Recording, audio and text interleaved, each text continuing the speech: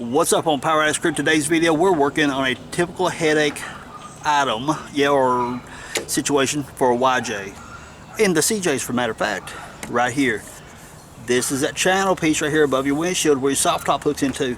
How many of you people out there have tried to take your screws out or try to tighten this up because this thing's loose and pulling upward, and you can't do it because the bolts are stripped out, or the screws or sheet metal screws, self-tapping screws, whatever it is somebody used in there, and they're stripped out and you can't do anything about it? I'll show you guys how. So if it's the first time you guys land on Power Addicts YouTube channel, be sure to hit that subscribe button. I do Jeep videos, car videos, motorcycle videos, tool videos, review videos, all kinds of cool stuff that you just might learn something. Very important stuff right here. Hit that subscribe button, hit that notification bell so you'll be notified. Let's get on with this. Across the top of the windshield frame here are the offending holes, should I say, because over the years of having your soft top up here, as you go down the road, the top's flopping, whatever the case may be, and it pulls back on this right here. Well, it could have self-tapping screws in here, or it could have sheet metal screws, whatever happens to be installed, or the previous owners may have installed. Who knows? You just never, whenever you buy old rigs like this, you never know what you're running into. But as the top is pulling back on it right here, it ends up stretching the metal. You see right here, I'm hanging my finger on it because the threads have pulled upward and pulled the metal upward right here. Now I say upward, I'm not meaning like the surface of the metal right here is bowed upward like this right here. What I mean, let me move the camera down here so you guys can see what's up. Look real close, see how that hole right there, this metal edge is sitting above the surface of this frame right here? After so long a time, the screws are pulling upward on right there, and it kind of strips the metal out. So you can take your screwdrivers and you can crank on it all you want to, but this right here ends up being stripped out. You're not going to tighten it up. And if you do, they end up working loose, and well, here you are right back to square one. And some of the issues you may be having is like when you're going down the road and it's pulling this frame up, and if it starts raining really heavy, the rain will go under that channel here. The rain will start going under the channel right here, but it'll actually feed upward here, and next thing you know, it's raining inside the Jeep. I've had this thing do that many times. So what we got to do is we got to make new holes. Now, some people can get the bright idea saying, let's get some new self-tappers, bigger ones, and that'll do better. Look, people, self-tappers are a waste of time. They really are. So what we're going to use today is this little handy-dandy tool right here, because it puts in these right here. It's called nut certs, as they call them in a generic terms. What I'll have to do is drill these holes bigger.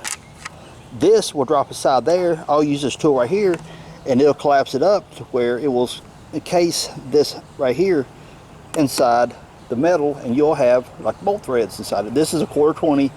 I've already clearanced this right here to fit 1/4 holes, 1/4 bolts through this right here. Now I popped one of these pieces of scrap metal right here to show you guys what it does on the other side. After you get through cramping it down, see how it expands that flange out right there? It locks that in place where it's not going to turn, it's not going to pull through. This becomes a flange here that will not pull through the metal. It locks it in for good and ain't going nowhere. I like them. I've got the smaller sizes here, and I've also got them big enough to do skid plates on these things right here. Love them. They're great little tools.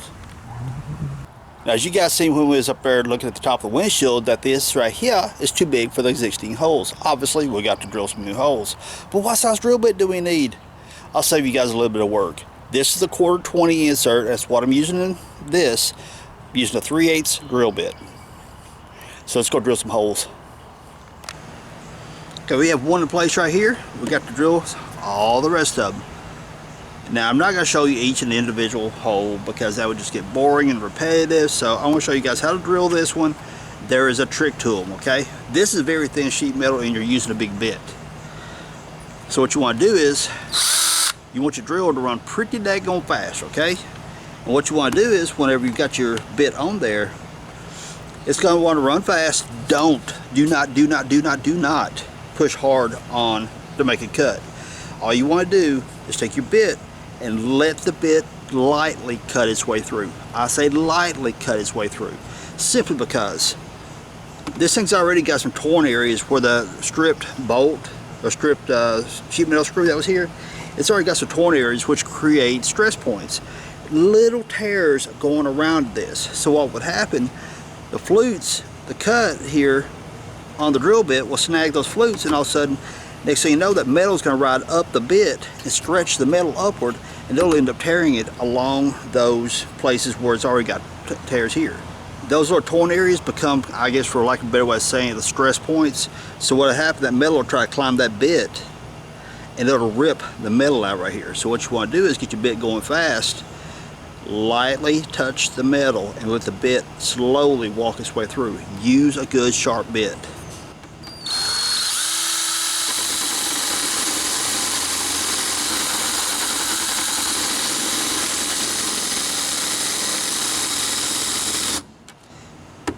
Okay, I'm going to stop for a moment. I don't know how well the camera's going to pick it up, so I just want to show you guys something. Oops, wrong way. See the little dark lines right here? Those are the stress points I was referring to. If that bit was to snag and grab that metal and pull it upward, it's going to tear it along those places right there. Now, can you still put your insert in? You sure can, but it's a trick. It really is, so be very careful. Like I said, keep your bit running really fast, very lightly touching the metal to allow it to cut through.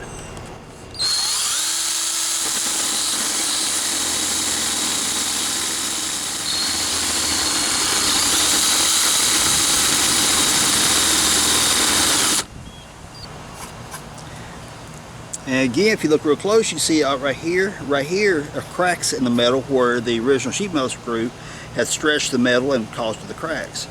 Now what you want to do is, as you walk through it, the hole may get a little bit bigger, and keep your little insert and testing it. So, is it ready to go in yet? And whenever it's ready to go in, go ahead and tap that sucker in there and squeeze it in place.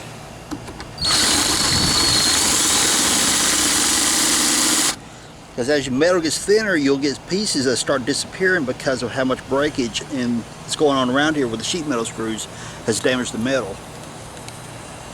So I've seen a couple of more pieces fall out. Test it, will it fit? Not quite yet.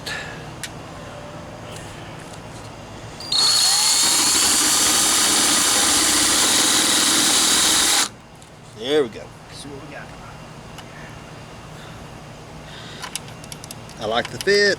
It's a good fit. See how much movement I got there? Very tiny little bit. Now if you got a bit that's just a smidget smaller, that even makes it want to bite into this right here a little bit, that's fine too. But really, you don't want no more loose than that, because you need to have a area for your flange to ride on. And so go over and just kind of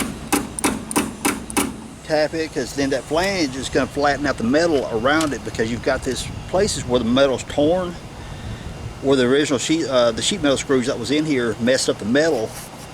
It's torn there, and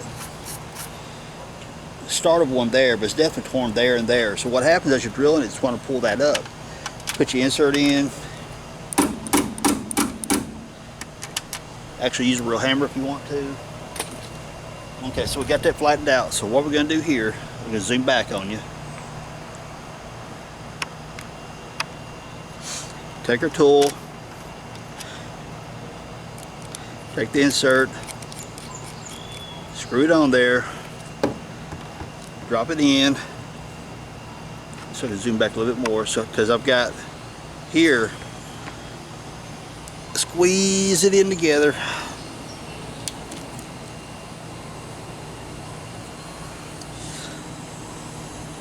Then once you get to the other section, taking this, screw that in just a little bit more to get a little bit more engagement on it.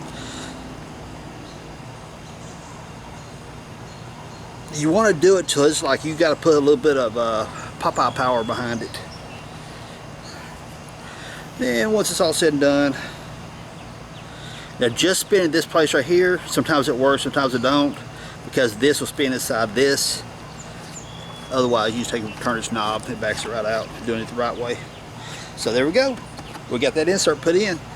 And so keep from boring you guys to death, I'm going to go ahead and put the rest of them in. I'll tell you what, if you really wanna, let's do this one right here. Remember, fast drill.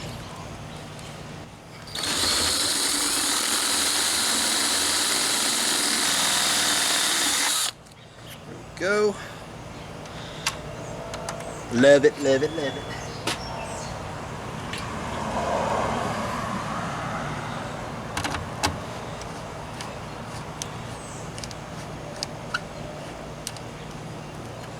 Turn this right here a little bit more.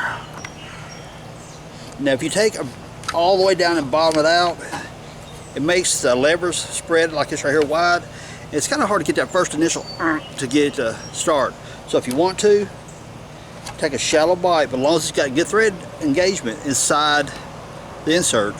When you feel the threads going into the insert and you turn it, get at least a good, I don't know, 4 turns into it before you start cranking down the levers. See right there, see, I just bottomed out my levers. Open up the levers. Tighten a little bit more. Okay, just bottomed out my levers again. I think I'm about there though, so I'm gonna get a little bit more bite. Yeah, I'm good right there.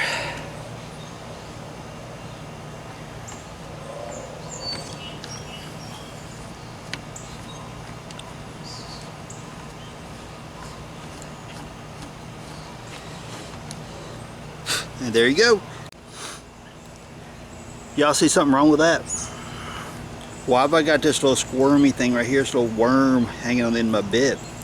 I'll tell you why, because I pretty much pulled the threads out of that insert. How did I do that? Well, let me back the camera up. So, you got the things like right here, and like I told you a moment ago, you get a little bite, you turn it, squeeze it, get a little bite, squeeze it, turn a little more, get another bite, squeeze it. Whenever you feel it get resistance, stop. I got all He-Man with it, and well, yeah, I ended up pulling the threads out of it. Now, is it okay? Is it still usable? Yes, it is. But I did pull this insert up too high, so I want to tap it back down so it's pretty well flat with this, or at least even with the ones over here. So I want to tap that back down. I'll get my hammer and flush it out. The threads are still usable. I might have to run a thread tap down through it to clean them up, so it's still usable. But whenever you feel that resistance, you get like right here and you feel that resistance, stop. Because there's my mistake. You guys learn from my mistake. So yep, luckily no major damage, still savable, but I just wanted you guys to see it because I goofed up. Now I do not have the gasket material under this yet. I went and put in one bolt right there, just kind of get the center lines all spaced down through here. You see how the holes are lining up as you go down through there. But of course there's always got to be that one. Okay, so what do we do? Oh my gosh, I'm so stressed. Oh no, it's the end of the world. No, it ain't. Just chill. This particular hole right here, since it wants to be cantankerous here, only thing you got to do is enlarge it and bring it over this way. Do it on the channel, not the windshield frame. On the channel itself, just make your hole a little bit bigger and clearance it enough to cut it over for your bolt to get started. That's all you got to do. Not a big deal. Let's give you guys a little pointer. I've got a regular bolt right here. It takes a 7/16 wrench. It kind of works, but it's a little bit on the snug side because it's hugging all up into the channel here. Show you guys something. Look right there. This is the end where it rolls over the windshield.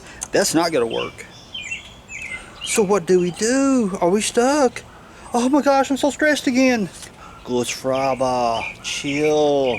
Watch this. And some of you guys say, hey Chuck, you ain't put your gasket in yet. Yeah, you're right, I know. But I just want to show you guys the bolt stuff. Then I'm going to pull this back off, run my gasket, and we'll put the bolts in. But that is our solution. It takes a regular hex key. Put them in place. It's a 1/4 by 3/4 inch. No, I'm sorry, this right here is a 1/4 by 1/2 inch. And I'm using stainless steel to prevent rust.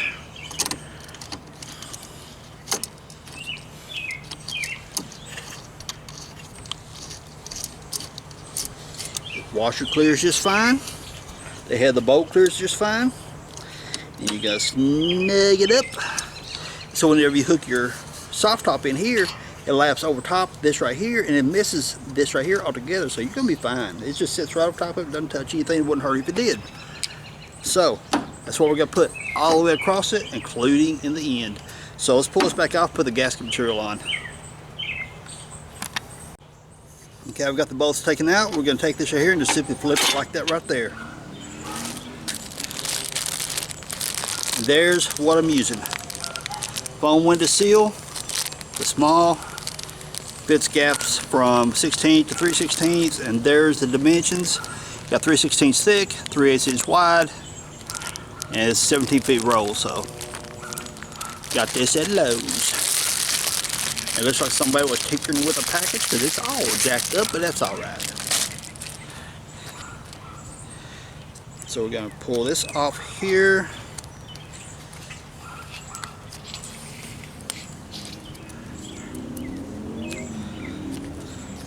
And right here, let's pay attention to this. Here's where your channel goes in. I want my gasket on the front side. Here's my holes. Put my gasket right through here forward. So it's just going to lay right through here.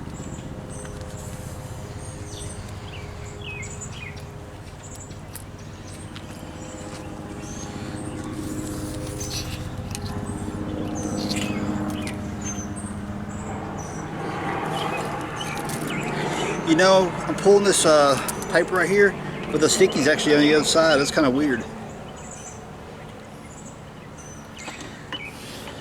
I know y'all are thinking, what the heck is going on? I'm pulling the paper off this right here, but I'm sticking it to the wrong side. It's because that's what side the paper's sticking on, and I don't know why.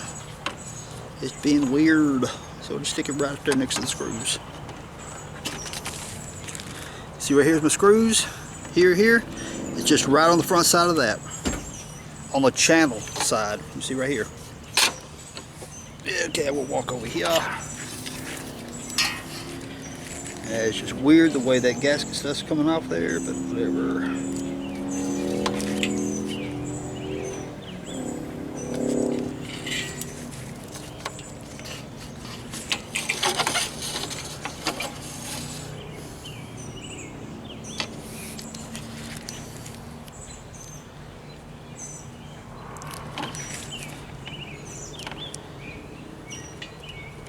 And snap it off on the end right there. And mash it down, make sure it's stuck on there good.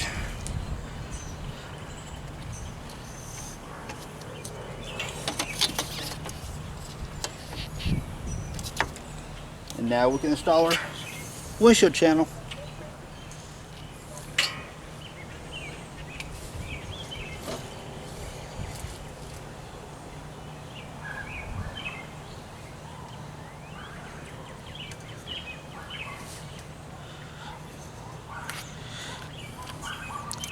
The hardware store is I run them out of a 1/2 inch. I've also got some 3/4 inch, but it'll be all right because it should clear just fine.